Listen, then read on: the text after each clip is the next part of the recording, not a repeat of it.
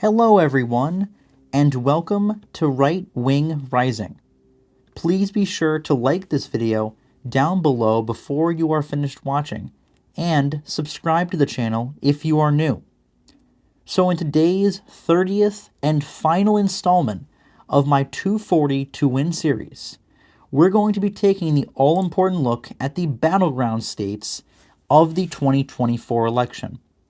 All the previous videos that I have made in my 240ToWin series, previewing the most competitive races all across the country in different states, both primary elections and for the general election in November, that is coming up next week. I've talked about the states that will go solidly Democrat or Republican at pretty much all levels. And I have talked about lesser competitive states that usually lean either Republican or Democrat, but still have some competitive races at certain levels of government on the ballot this fall, since those states, or the important elections in those states, usually get very little to no coverage by the news or political prediction outlets and other electoral politics channels like mine. So I thought it was important to analyze those states that not many people know much about politically. But having talked about the 10 states that are safe for either Democrats or Republicans this election, and the 20 states that have at least some competitive races within their borders, not being all-out toss-ups, but definitely being states to watch on election night, I now want to give some attention in this video to the battleground states, the most important states of this election. I did not think it was necessary to give each of these states an individual video, since most, if not all of them, have already been talked about a ton, really talked to death, honestly, by the mainstream media and a lot of other political channels, podcasts, and YouTubers out there. But because they still are the most important states of this election cycle, I still want to give them their due time and give you a rundown of what are the most important races happening in that state, because usually for these battleground states, as we will see, it's not just the presidential level. If it's a battleground state at the presidential level, that usually translates all the way down the ballot. So this video will serve as an overview of the battleground states and the races within their borders that are going to be all-out slugfests between Republicans and Democrats to close out my 240ToWin series. The most important states and the important elections within them are going to get further coverage from me and broader analysis when I make my final predictions for all the elections happening next week on Tuesday, November 5th. Those prediction videos will be coming out very soon and very fast leading up to Election Day over the next coming days, so stay tuned for those. You're not going to want to miss them. Now, without further ado, let's get to naming some battleground states. Starting off with the state of Maine. This is a state that could be surprisingly competitive at the presidential level, and don't be surprised if Trump has a quiet chance to flip the state. He was within 3 points of doing so in 2016. It swung back toward Biden in 2020 because he had a great strength in the Northeast and New England in particular. Trump did win the 2nd congressional district both times to pick up an electoral vote from the state. He won it by less than 10 in 2020. I expect him to win it more comfortably this time around, and his larger margin of victory there should lead him to be competitive in the state overall. The 2nd district will also be important at the House level, as Republicans try to flip it red this year, especially with Trump on the ballot, someone that performs well there and should help them down ballot in that area as well. Finally, the state legislature is up for grabs, as Republicans are the underdogs, but do have a path to grabbing at least control of one of the branches of the state legislature, which would be a great development for Republicans and conservatives at the state level in Maine. So lots of important things going on in the northernmost New England state. The next battleground state can be found in the neighboring New Hampshire, where the presidential race once again could get a lot closer, just like it was in 2016. Biden again won this state by about 7 points, similar to the result in Maine. And people tend to forget that Trump came within 3,000 votes of winning the state and flipping it red in 2016. If you go to New Hampshire, you're going to see a lot of Trump signs everywhere you go. And a lot of polls and other metrics have shown some good signs and good indicators for Trump in the state that he might have a chance this fall to do much better than last time and much better than expected, especially since Kamala Harris and her campaign have been giving the state an odd amount of focus, pointing to the Democrat internal polls in the state potentially not being very good.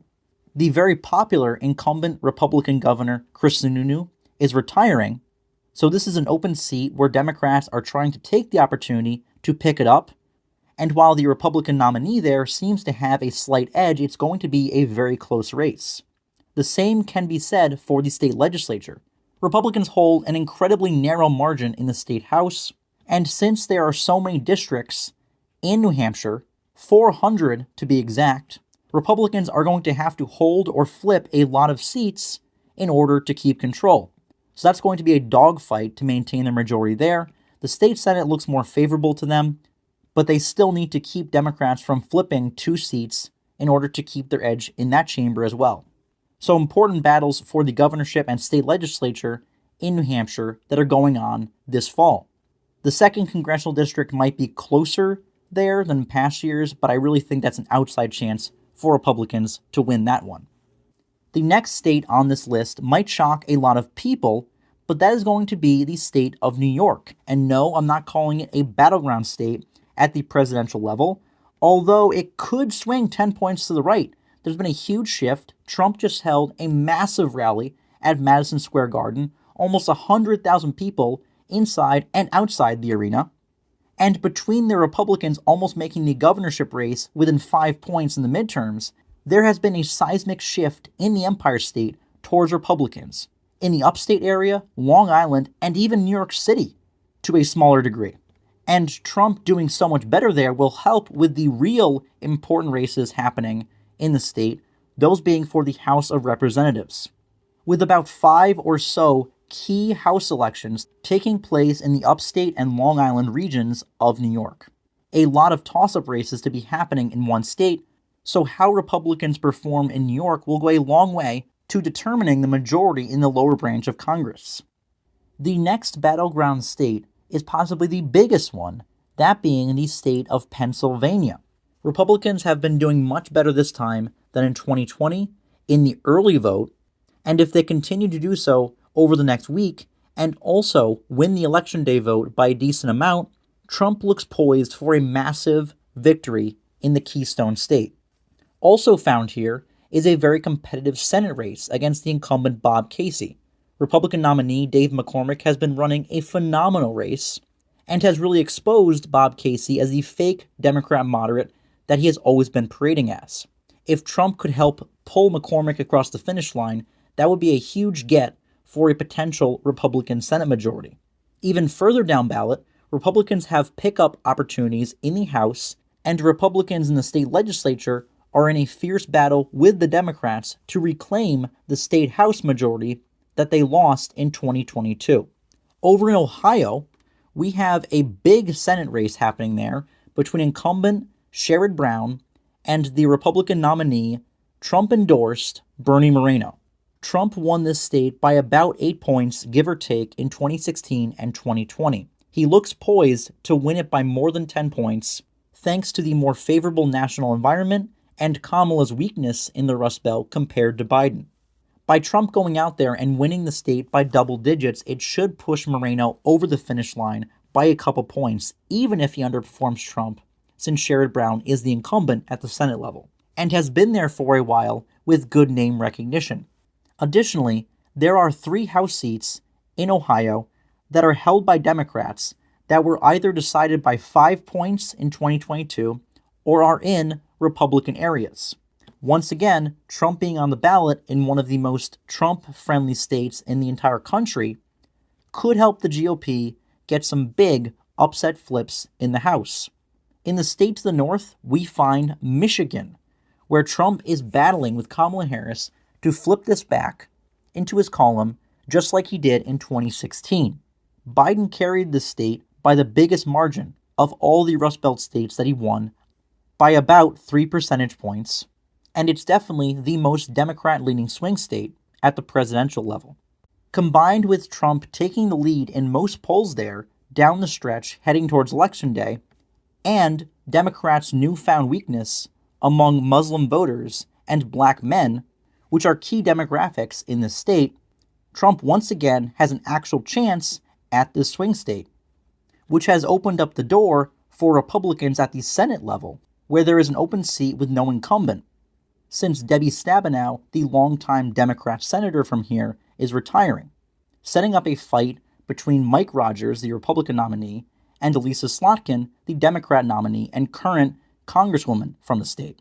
If Trump wins the state, it's likely Mike Rogers does as well. There are also key House races in the central part of the state the Republicans are looking to flip and have a good chance to do so with Trump on the ballot, and they are also looking to take back the state House majority, which they lost in the midterms in 2022. So Michigan and Pennsylvania are basically duplicate states in their battleground status, since they have competitive races for president, Senate, the House of Representatives, and the State House, all happening this election. The final battleground state from the Rust Belt can be found in Wisconsin, a state that Trump narrowly lost in 2020 after flipping it for Republicans in 2016. Polling is kind of wonky out of Wisconsin, so it's a bit murky how Trump is going to do here, but since he lost it so narrowly, it's likely that he flips it, because any small improvement by him would flip the state, which would not only be important in the race for the White House, but also, once again, at the Senate level, because Republicans have a really great candidate there against the Democrat incumbent Tammy Baldwin, that being Republican Eric Hovde, who has a lot of momentum on the ground, has a great campaign, so yet another key state at both the presidential and Senate levels. Republicans hold both chambers in the state legislature, but due to redistricting, new maps were drawn unfavorably towards Republicans, putting those majorities in jeopardy. So they have to play defense at that level as well. Over in Minnesota, yet another state where Republicans are trying to pick up the majority in the state house.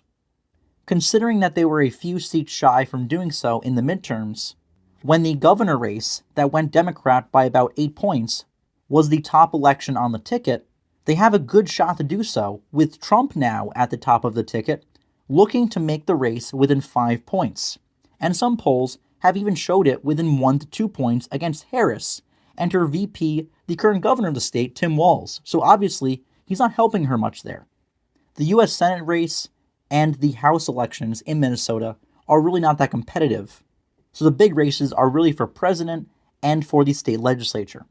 Over in Montana, we have a big Senate race happening there, with longtime Democrat incumbent senator, fake moderate Jon Tester, running into the buzzsaw that is having to face the fact that he's sharing the ballot with Donald Trump for the first time in his political career, in a state that Trump has won by between 15 to 20 points both times. Republicans picked a great nominee in Tim Sheehy, and if he wins, it should be the nail in the coffin for Republicans to pick up the Senate majority. Up north, even though it's down south on this map, we find Alaska. Trump only won here by 10 points, and with the wonky voting system they have in that state, if you don't know what ranked choice voting is, I'm not going to bother to try to explain it, because it's very confusing, honestly, to even myself, and doesn't make much sense. So really anything can happen there. I still expect Trump to hold on by a decent margin. In fact, he might even improve. The House election there is also super important. It looks like Republicans have a decent chance to take out the Democrat incumbent congresswoman from the state, but once again, ranked choice voting makes everything complicated, so it's really hard to say what's going to happen there. They also have a very strange partisan breakdown of the state legislature, but it looks like Republicans have a chance to gain the outright majority in the state house, but in total, it's just going to be an interesting state to keep an eye on election night, because there are some close and important races, but it's really hard to predict how they're going to go. One state that we forgot in the central part of the country is Nebraska. Trump is going to win that state by a lot at the statewide level, but the 2nd congressional district unfortunately leans Democrat, and the state legislature did not have the guts to make it a winner-take-all state, where electoral votes are decided by the statewide result and not individual congressional districts. So it's likely Kamala Harris unfortunately picks up an electoral vote from the 2nd District. It's also important at the House level. Republican incumbent Don Bacon trying to win re-election after barely hanging on the last couple cycles.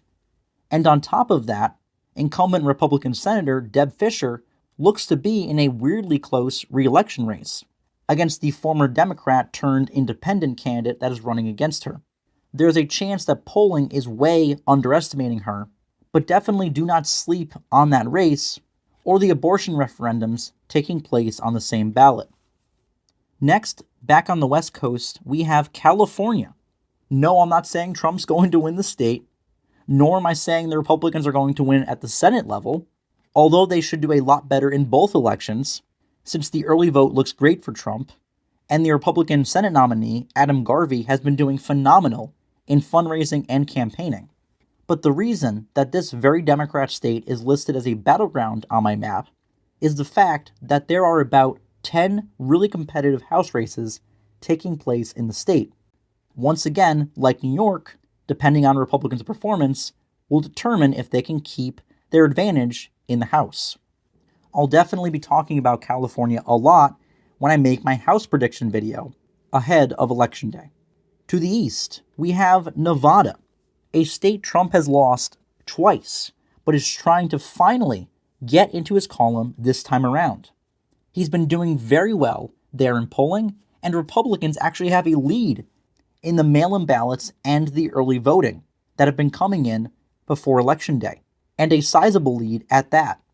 If Trump wins the state and does well, he could pull across the finish line Sam Brown, the Republican Senate nominee, running against the incumbent Democrat Senator Jackie Rosen.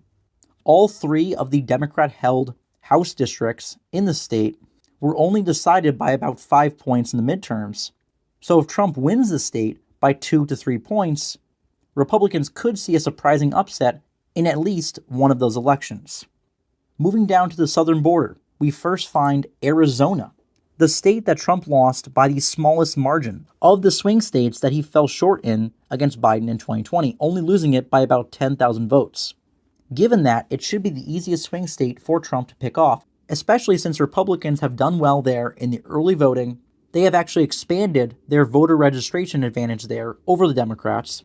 Trump has led consistently there in the polls for months now, and Harris has paid little attention to the state, as Democrat internal polls show her having little chance there. It's also important at the Senate level, although I'm not sure how much chance the Republican Senate nominee, Kari Lake, actually has to win that Senate seat for Republicans. But the GOP also has to hold 2 competitive House races down ballot and maintain their very narrow 1-seat majorities in both the Senate and the House, which is definitely a top priority to maintain their influence at the state government level, since the governor is now a Democrat. So Trump doing well in the state is not just important for the presidency, but also to give Republicans important down-ballot wins. A little bit surprising addition to this list is the state of New Mexico. Trump is going there for a rally this week ahead of Election Day, which points to internal polling looking good for him. It's been a state that has been within or around 10 points in the last 2 presidential races, and Republicans have been improving vastly among Hispanic voters. Especially with the border crisis being a big issue to voters, it seems logical that this state could get a lot closer this time. There's also a Senate race taking place, with Republicans having a strong recruit as their nominee, and the Senate race 4 years ago was only decided by about 6 points. So it's actually not that crazy to think that Republicans have a chance to do well here. On top of that, one of the biggest battleground House districts in the country is happening in the 2nd Congressional District. Democrats narrowly flipped it in the midterms, and the Republican incumbent that lost is running again to try to reclaim her House seat, and has a good chance to do so, especially with Republicans and Trump putting a focus on the state. Over to the key state in the border crisis, that being Texas.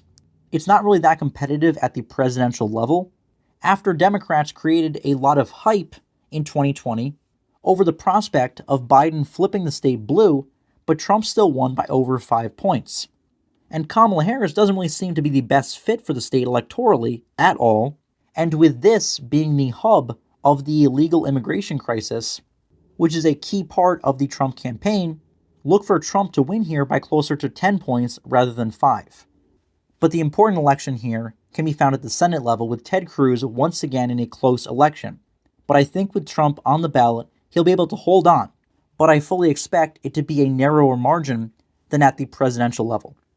The GOP is also looking to flip 1 or 2 of the southern Texas House seats that Democrats hold, especially since Trump did very well here and made inroads for the Republican Party in this region of the state. Over in Georgia, there really is no competitive elections happening down ballot at the House level or the state legislature level. There's no Senate race here. It's really just the presidency. But that alone, that one competitive race, makes it a battleground. Because if Trump reclaims the state, that puts him on the precipice of the presidency. So the Peach State is once again going to be much talked about on election night. Trump is in a good position to win it back, but even if he does, it's still going to be an incredibly close election. Down in the Sunshine State, the sun is definitely shining for Republicans.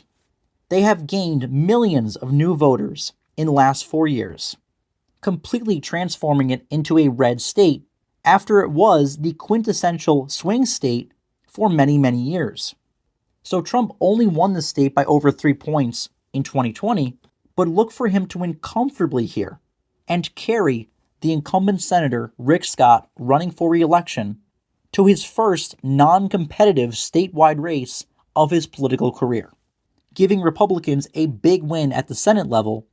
In fact, Republicans might do so well that they might have an outside chance to pick up some more House seats and fairly comfortably hold on to all of the competitive ones that they currently are in control of. Perhaps most important is the abortion referendum on the ballot this year. If approved by voters, it would wipe out the pro-life laws on the books in Florida and make them unenforceable, which would be a very bad thing for a state that has been moving in the Republican conservative direction for a number of years now. The good thing is the referendum would need 60% of the vote to pass. So it would be really embarrassing if Republicans cannot get at least 40% of voters to oppose this measure. But that's definitely going to be an important result on election night for conservatives to pay attention to. And definitely get out and vote against the measure if you are living in Florida. The second to last battleground state on my map can be found in North Carolina. It's a state that Kamala Harris is making a big play for, even though Trump won it both times. We do not yet know if the hurricane will have any impact on the results and on the vote, but Trump as of now looks to be in a good spot to hold the state for the third time. Republicans seem to be having a harder time at the governorship level and other down-ballot statewide elections, unfortunately, since Mark Robinson, the current lieutenant governor and GOP nominee for governor, has been hit by scandals and is down in the polls. It also does not help that a lot of voters in this state historically like to split their vote, supporting the Republican presidential candidate but voting Democrat in down-ballot races.